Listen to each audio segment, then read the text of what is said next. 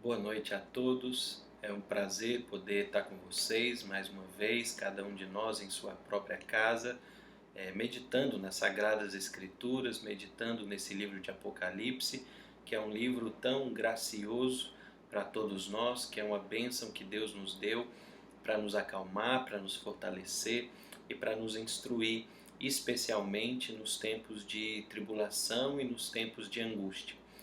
A nossa ideia hoje era estudar os capítulos 4 e 5, mas para melhor proveito eu decidi dividir essa exposição em duas, e assim hoje nós vamos analisar somente o capítulo 4 e no próximo vídeo nós iremos analisar o capítulo de número 5. Assim a gente vai poder ver melhor cada um dos capítulos, ver os detalhes de cada capítulo e também para melhor proveito esses vídeos não serão tão extensos quanto estão sendo feitos, para a gente também conseguir refletir um pouco melhor nesses textos que a gente vai estar avaliando separadamente. Antes da gente entrar no capítulo 4 em si, é necessário a gente entender que nós estamos diante de um outro momento na carta de Apocalipse. A gente terminou a exposição do capítulo 3, que termina com a última igreja das 7 igrejas, e depois disso nós já entramos nesse capítulo 4 com um tipo de uma nova visão. Aparentemente o que João tem são várias visões separadas, e exatamente por isso todas essas visões elas têm um início e um fim muito semelhante. No início da seção 1, que vai dos capítulos 1 a 3, nós vimos, por exemplo, que Jesus Cristo ele aparece, João vê a imagem de Cristo, do Redentor, e depois ele vê o Redentor passeando no meio da sua igreja, cuidando da sua igreja, enquanto essa igreja é provada.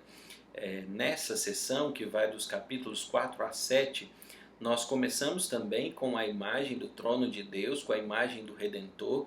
Nós vemos também Cristo Jesus adentrando no trono no capítulo 5. E depois nós vemos também as tribulações que estão acontecendo sobre a terra.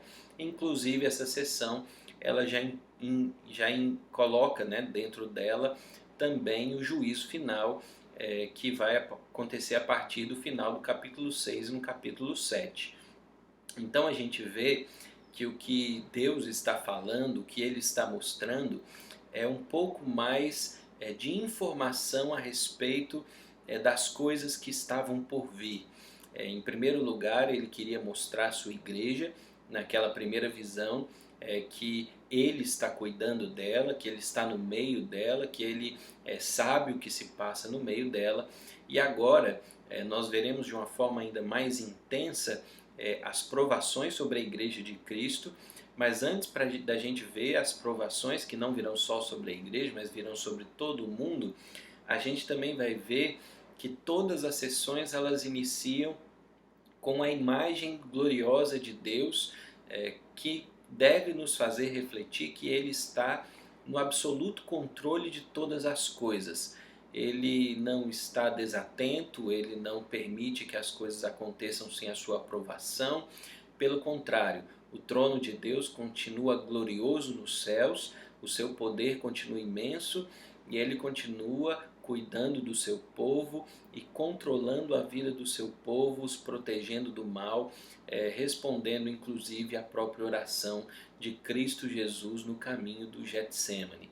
Então, nós estamos diante de um momento de graça, de expressão de graça para a igreja de Cristo, igreja que está padecendo até os dias de hoje, mas que não deixa de tirar os seus olhos no Cristo Redentor, no Senhor de toda a terra, naquele que governa os céus e que rege todas as coisas. O Senhor, Ele dá a entender à sua igreja que Ele continua governando o mundo. E é isso o que a gente vai ver de forma ainda mais especial no capítulo 4, que é quando a gente vai ver detalhadamente o trono de Deus e a gente vai conseguir perceber essas características de uma forma mais especial. Então vamos ao capítulo de número 4 abra sua Bíblia e vamos meditar um pouco nesse trecho das Escrituras.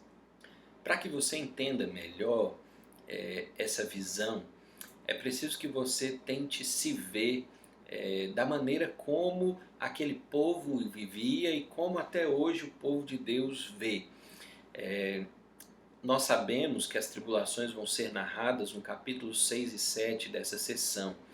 Entretanto, o povo que recebe essa carta naquela circunstância, eles já estão passando por tribulações. Isso foi muito evidente, já está claro nos capítulos 2 e 3. Então o povo já está angustiado, ele já está inquieto, ele está sendo provado de diversas maneiras. Muitos estão padecendo, estão morrendo, outros estão sendo presos, outros estão passando fome. Todos os tipos possíveis e imagináveis de perseguições estavam acontecendo com a Igreja de Cristo Jesus.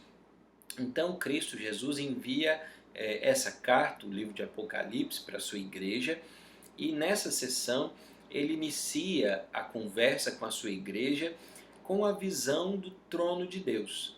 A ideia é que aqueles que estavam padecendo, aqueles que estavam sofrendo, aqueles que estavam angustiados, eles elevassem os seus olhos para o céu e eles percebessem a grandeza e a infinitude do Senhor soberano sobre as suas vidas. É exatamente essa percepção que a gente tem que começar a ter, especialmente quanto às frustrações. Nós vamos ver, à medida que nós olhamos para o texto, que Deus sempre tenta nos fazer olhar para Ele e ver que o seu controle e o seu poder se estendem sobre toda a terra e sobre todas as coisas. O capítulo 4 ele começa exatamente assim.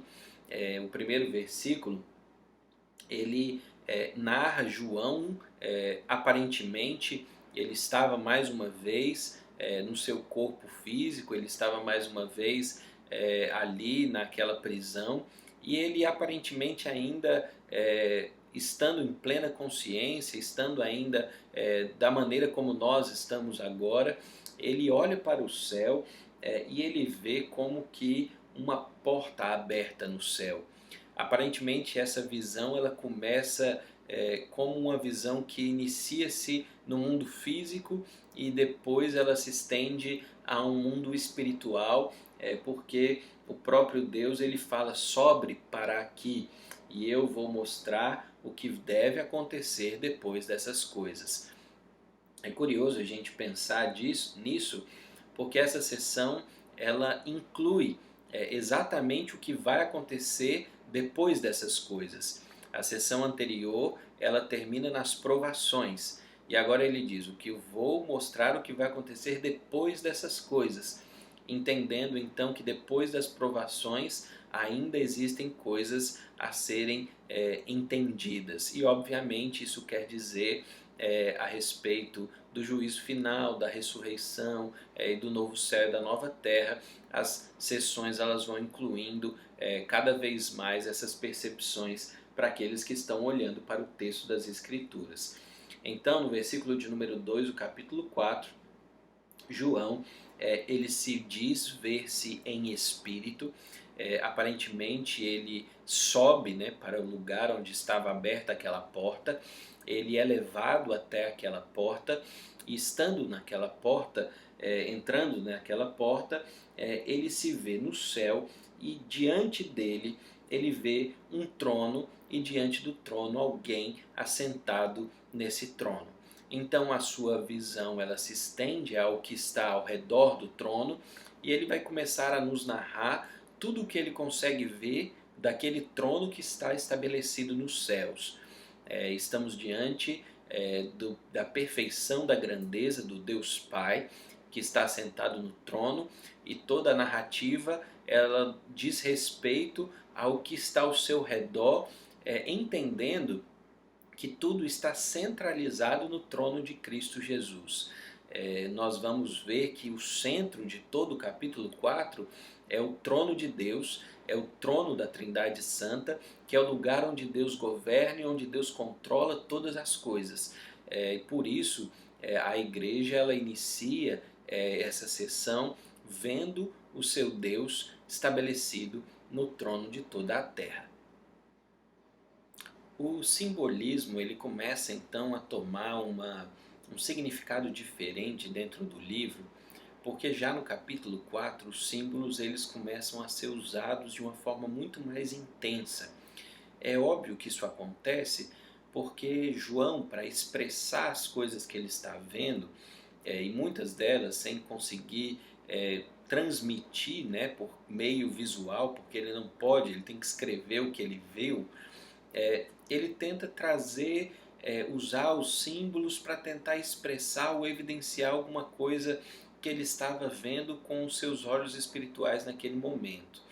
Então a gente vê, por exemplo, aquele que está sentado no trono de Deus, o versículo 3 nos diz que ele é semelhante ao aspecto à pedra de jaspe e de sardônio, e ao redor um arco-íris semelhante no aspecto de esmeralda. Também no versículo 4 diz que ao redor do trono há muitos seres viventes, tronos, 24 anciãos, vestidos de branco. E no versículo 5, do trono saem relâmpagos, vozes e trovões, e diante do trono ardem 7 tochas de fogo, que são os 7 Espíritos de Deus. As características que a gente está vendo nesses versículos são todas características que a gente consegue tentar imaginar aquela visão que João está tendo. Entretanto, a gente não consegue visualizar, por ela ser muito maior do que a nossa concepção da realidade, e também porque a gente nunca viu coisas parecidas com isso na nossa realidade, no mundo físico, no mundo em que nós vivemos. Então, a ideia dos símbolos é a gente tentar interpretar e entender que eles têm algum significado, mas que esse significado ele é simplesmente ilustrativo. Ele não tem um significado mais proveitoso do que nos fazer tentar entender o que está se passando por ali. Eles não têm um tipo de expectativa, de promessa ou alguma coisa assim, e a mudança deles, o uso de outros símbolos não iria também alterar em nada a ideia que estava sendo expressa ali. A ideia, por exemplo, do Senhor, né, do Deus que está sentado no trono, de ser como a pedra de jaspe, de sardônio, são duas pedras, uma muito branca e uma muito vermelha. É até curioso a gente pensar nesses dois aspectos sendo representados. O branco e o vermelho são duas cores que não poderiam se misturar, né? Mas ele aparentemente trazia consigo essas duas cores, essas duas preciosidades que são provavelmente a sua santidade e também o seu juízo, expressos da maneira como pedras preciosas que estavam ao redor do trono de Deus. Isso deveria sim gerar algum tipo de temor àqueles que estavam vendo aquela visão, poderiam ouvir essa visão, especialmente porque fala também no versículo de número 5 que do trono saíam relâmpagos, vozes e trovões. Isso tudo faz a gente ficar um tanto quanto temeroso a respeito disso tudo. Entretanto, também é narrado a existência de um arco-íris semelhante à esmeralda, como se fosse algo translúcido, algo que estava presente ali e brilhava, né? Chamando assim a atenção. Provavelmente esse arco-íris também está ali para nos lembrar do pacto de Deus com os seus filhos, para nos lembrar também da sua bondade, de que agora Ele olha para nós como servos do Senhor, por causa, obviamente, da obra de Cristo Jesus, e isso nos faz olhar para essa visão não com receio ou com medo, mas entendendo que Ele continua sendo o Senhor todo santo, todo justo, e que agora Ele olha por nós com um olhar de amor, com um olhar pacificado por causa da morte de Cristo Jesus. Então a sua igreja consegue ver essa visão tendo esperança, tendo paz, tendo tranquilidade e não receio do Deus que está assentado no trono, mas ela consegue descansar entendendo que o Senhor continua sendo o governador do mundo, que tem todo o poder nas suas mãos e que governa a terra. Tudo isso expresso por meio desses símbolos, que são símbolos que poderiam ser vistos de outras maneiras, se a gente quiser tentar interpretar a mensagem de uma forma diferente, mas aparentemente a ideia não é essa. João quer simplesmente que a gente olhe para o texto e que a gente tenha convicção de que o Senhor ele está governando a terra no meio de tantas tribulações que estão caindo sobre a igreja de Cristo Jesus. Ele não está com raiva dos seus filhos, ele está simplesmente exercendo a sua função de julgar a terra, mas ao mesmo tempo ele também está cuidando da sua igreja, cuidando e amando aqueles que foram chamados para a sua adoração eterna.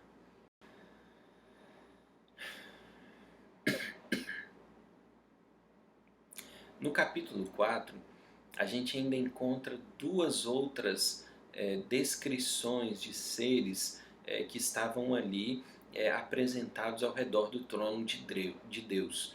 A ideia que a gente vai entender e perceber é que esse trono está sendo rodeado por diversos seres. Inicialmente ele é rodeado pelos 4 seres viventes que são aí descritos no capítulo 4. Depois ele é rodeado por 24 tronos. A gente vai entender melhor também esses 24 tronos. Depois, num outro círculo, ainda ao redor desses círculos que estão se formando, a gente encontra milhares e milhares de anjos. Depois a gente encontra num outro círculo posterior todos os seres viventes de todas as espécies que estão completando aquele grande círculo, todo o círculo ao redor do trono.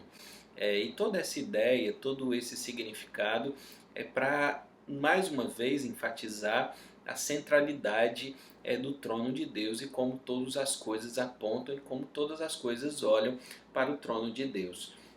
Então a gente vê que é narrado a partir dessa descrição daquele que estava assentado no trono, uma ideia de que ao redor imediato daquele que está sentado no trono, a existência de 4 seres viventes. Esses seres viventes eles são começados a ser narrados no versículo de número 6, depois nos versículos 7 e 8 e 9, esses e 10, eles são descritos de forma ainda mais precisa, para a gente poder identificá-los e para a gente poder perceber os detalhes que estavam ao redor deles.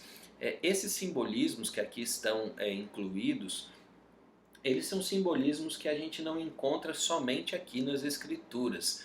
É muito curioso que para a gente entender melhor esse texto, a gente teria que ler, por exemplo, Ezequiel, o livro do profeta Ezequiel, dos capítulos de 1 a 10, e a gente vai ver que essa mesma descrição do trono de Deus é feita ali, e que, curiosamente, ao redor do trono de Deus, que tinha também um arco-íris ali, propagando também a ideia da paz de Deus com o seu povo, tinham 4 seres viventes. E eu estimulo você, se você puder, ler depois esses 10 primeiros capítulos de Ezequiel, e você vai ver naquela descrição que existem também vários pontos de semelhança ao que está sendo descrito aqui também em Apocalipse de número 4 a respeito dos seres viventes. Ali também diz que eram seres viventes, também usa essa expressão para dizer a respeito deles. Também usa o número 4, eles eram 4 seres viventes. Também fala que eles eram semelhantes ao leão, e também ao novilho, também ao homem e também à águia. Os 4 seres viventes eles eram semelhantes também a esses 4 que também são expressos aqui. Eles também tinham olhos por toda a parte, eles também estavam pronunciando que Deus é santo. Vários aspectos se repetem.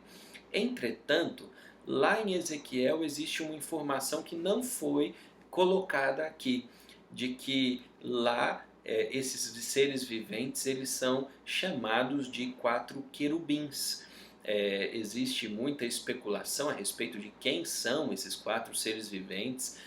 Já li muitos autores que entendem que, olhando exclusivamente para o livro de Apocalipse, eles representariam todas as criaturas da terra, mas isso aparentemente não faz muito sentido, até porque as criaturas da terra elas também serão narradas no capítulo 5, no versículo 13, sendo que elas estão por último naquele grande círculo que está se fazendo ao redor do trono de Deus. A gente vai ver também que os 24 tronos dos anciões, eles provavelmente refletem a igreja de Cristo de todos os séculos, né, de todo o tempo. Então, ela também não deveria estar representada nos homens que aqui estão ao redor do trono com esses seres viventes.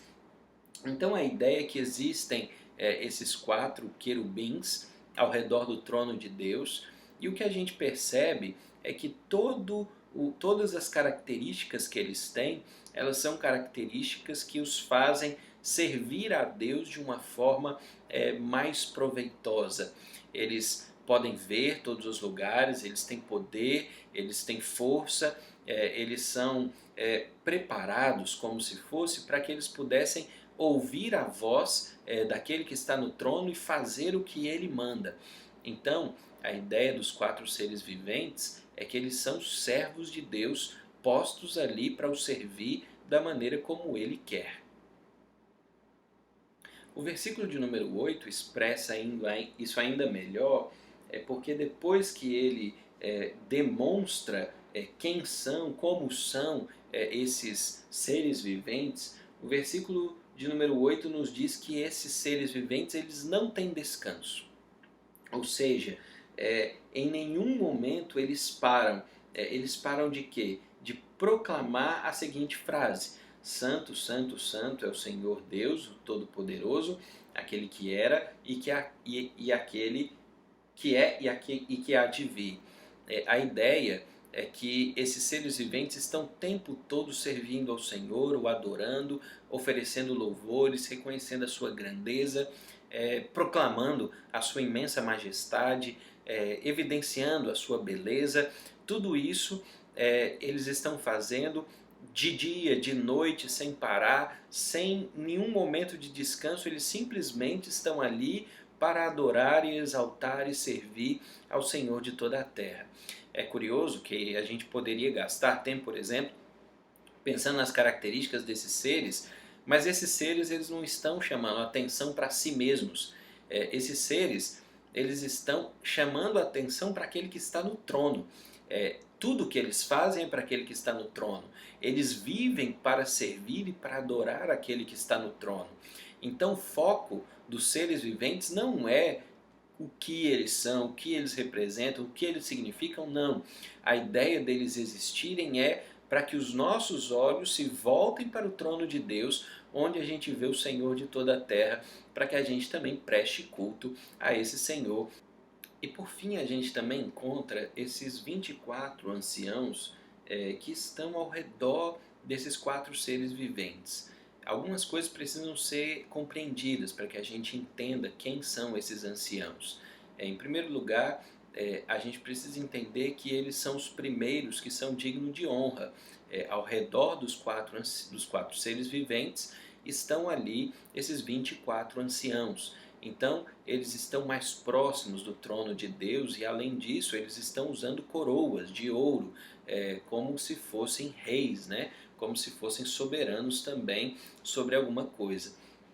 O que a gente pode entender aqui, especialmente pelo número 24, é que provavelmente esses 24 eles dizem respeito aos 12 patriarcas e também aos 12 apóstolos. Patriarcas, quando eu digo, eu penso nas 12 tribos de Israel, como está narrado, por exemplo, lá em Apocalipse 21, dos versículos 11 a 14, se eu não me engano, que está ali as 12 portas com o nome das 12 tribos e depois mais 12 com o nome dos 12 apóstolos. São as colunas, né, são os fundamentos que são ali da Cidade Santa. O que nós estamos vendo aqui provavelmente é algo que se parece com isso. é a totalidade daquelas tribos do Antigo Testamento e a totalidade daqueles que são representados pelos 12 apóstolos no Novo Testamento. Então, a ideia desses 24 anciãos é que eles representam a totalidade da igreja. E é exatamente isso que as outras promessas da Escritura elas também tendem a nos dizer. A palavra de Deus diz que nós reinaremos com Cristo. Talvez por isso a coroa de ouro na cabeça desses anciões. Também diz que nós estaremos na presença de Deus por toda eternamente, glorificando o seu nome. É exatamente isso o que esses anciões fazem em todo momento. Tudo aparentemente mostra a ideia de que o povo de Deus é que está reunido ao redor desses 4 seres viventes.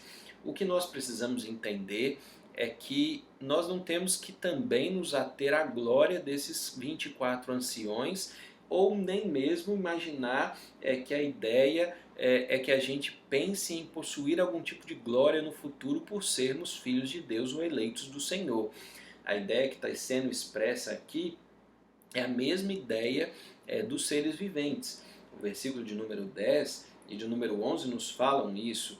Eles se curvarão, se ajoelharão, se dobrarão diante do Rei de toda a terra, e eles adorarão o que vive pelos séculos dos séculos e colocarão as suas coroas diante do trono, proclamando: Tu és digno, Senhor e Deus nosso, de receber a glória e honra, o poder, porque todas as coisas tu criaste, sim, por causa da sua vontade, vieram a existir e foram criadas.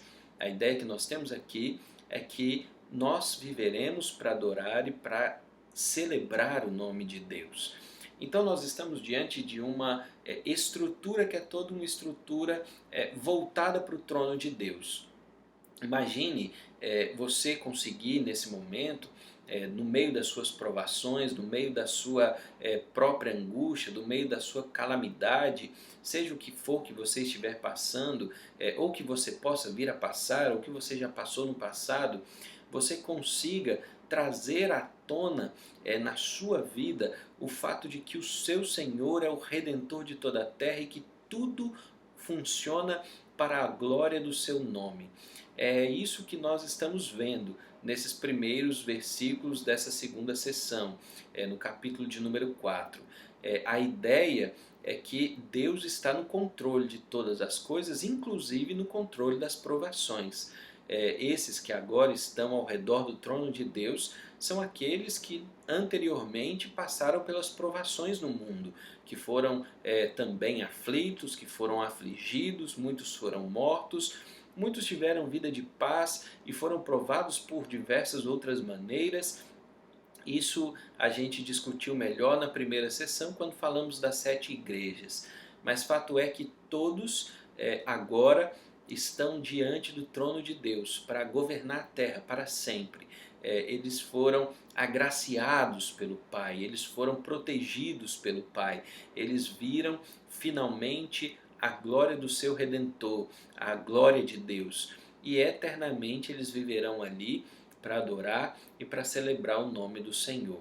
Então, entenda todo o simbolismo usado aqui, tudo que está evidente nessa porção é para que a gente não tire de nossa mente que Cristo, que o nosso Deus, que a Trindade Santa, ela continua governando o mundo desde a sua criação. Ela nunca deixou de governar o mundo. Ele sabe de todas as coisas e Ele controla todas elas. Por isso, descanse no Senhor. Quando Ele diz para não temermos, é verdadeiramente para a gente descansar e pôr a nossa confiança nas mãos daquele que está sentado no trono. Confiar no Senhor é algo fundamental para nós, que somos chamados a fazer parte desse reino. Então, que Deus te abençoe e que você possa confiar naquele que nos tem cuidado desde toda a eternidade.